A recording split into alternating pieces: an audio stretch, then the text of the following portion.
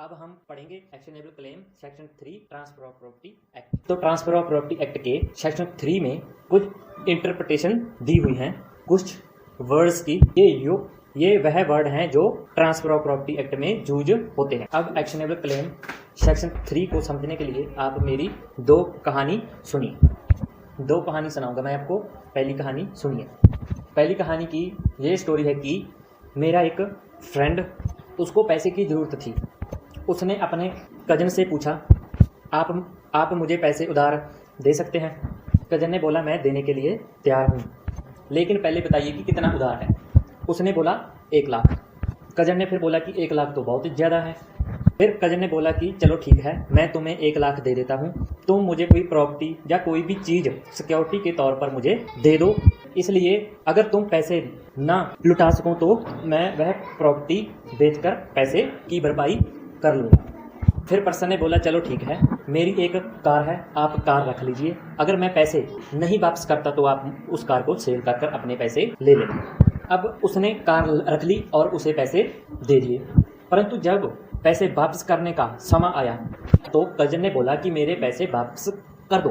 परंतु वह जिसने कार सिक्योरिटी के तौर पर रखी थी, उसने बोला कि मैं पैसे वापस नहीं कर सकता, तो मेरी कार को सेल करके पैसे ले लो। फिर कज़न ने कार को सेल कर अपने पैसे की भरपाई कर ली। अब मेरी दूसरी कहानी सुनिए।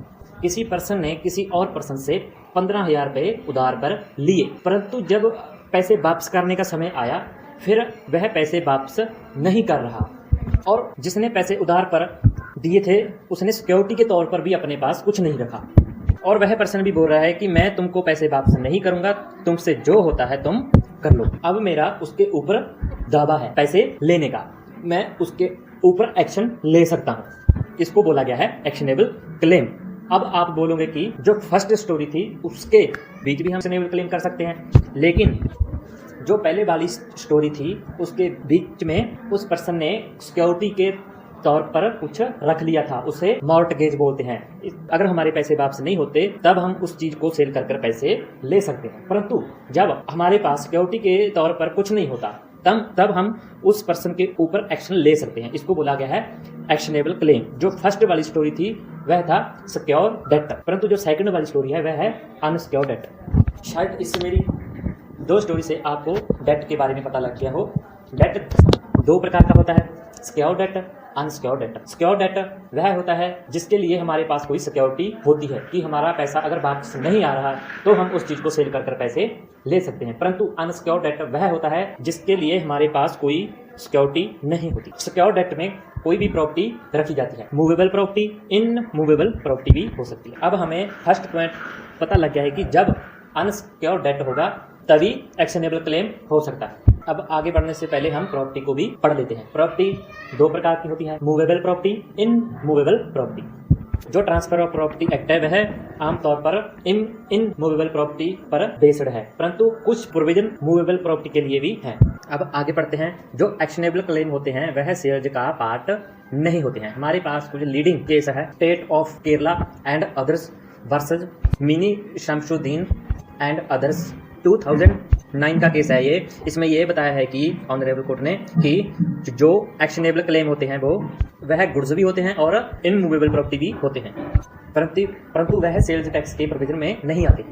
अब हम ये स्टडी करते हैं कि सेक्शन 3 में जो एक्शनेबल क्लेम को इंटरप्रिएट किया गया है वह किस प्रकार किया गया है। उन्होंने सबसे पहले ये कहा है कि वह अनसिक्योर्ड डेट है, मतलब ये अनसिक्योर्ड है, ये मनी डेट है।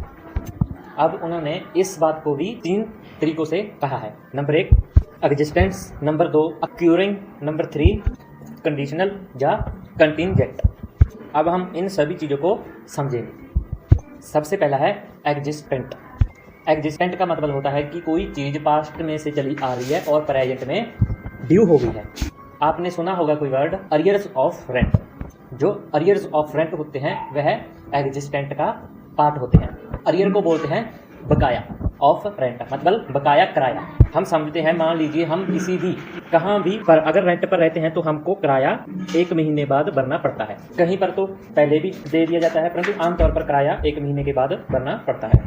जैसे हम सैलरी का एग्जाम्पल भी ले सकते हैं कि 1 महीने बाद आती है, और हर दिन की जो सैलरी है वह इकट्ठी होती रहती है और 1 महीने बाद मतलब किसी टाइम पीरियड के बाद हमको मिल जाती है। अब कोई चीज इकट्ठी हुई आ रही है और हमको इकट्ठी होकर मिलती है तो उसे बोलेंगे एरियर्स ऑफ रेंट। इसे ही हम एग्जिस्टेंट बोलेंगे। अब ये एक्यूरिंग डेट क्या होता है? मैं अभी बोला कि एक टाइम पीरियड में इकट्ठा होता रहता है।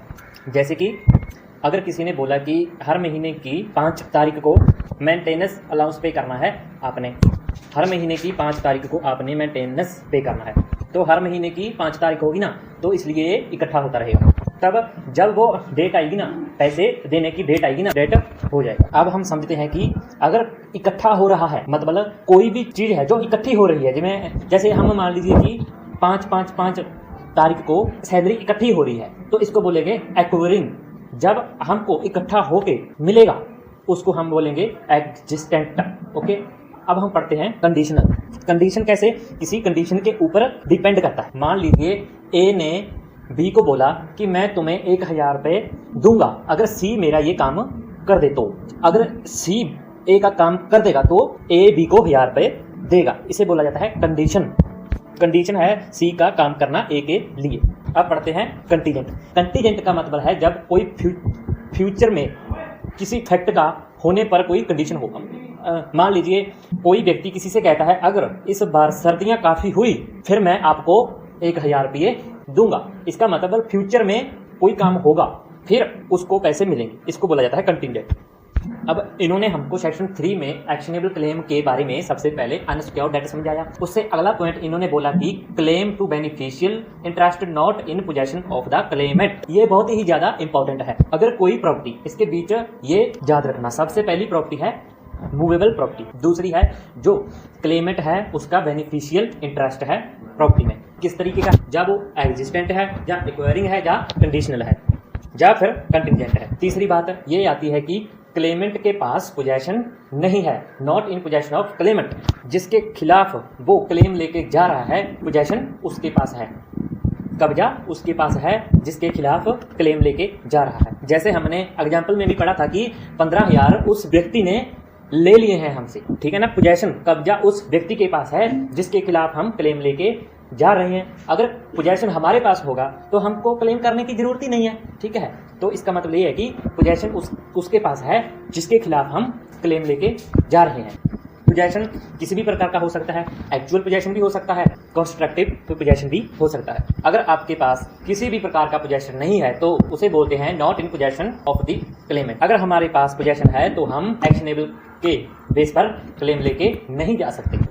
एक्चुअल पोजेशन का मतलब है, मान लीजिए ए और बी और इन दोनों के विचार एक कॉन्ट्रैक्ट हुआ कि जो बी है वह ए को वीट सप्लाई करेगा।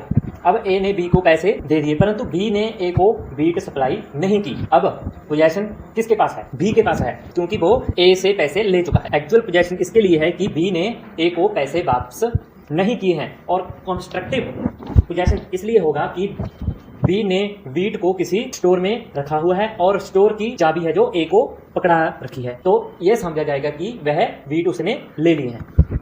अगर वह किसी भी प्रकार की चाबी, गुडाइन, वीट नहीं दिया है तो वह होगा, और पैसे भी नहीं मोड़े तो ये होगा एक्चुअल पोजेशन। अब सेकंड पॉइंट की 3 पॉइंट हैं। सबसे पहले मूवेबल प्रॉपर्टी होनी चाहिए, और सेकंड पॉइंट है बेनिफिशियल इंटरेस्ट होना चाहिए क्लेमेंट का।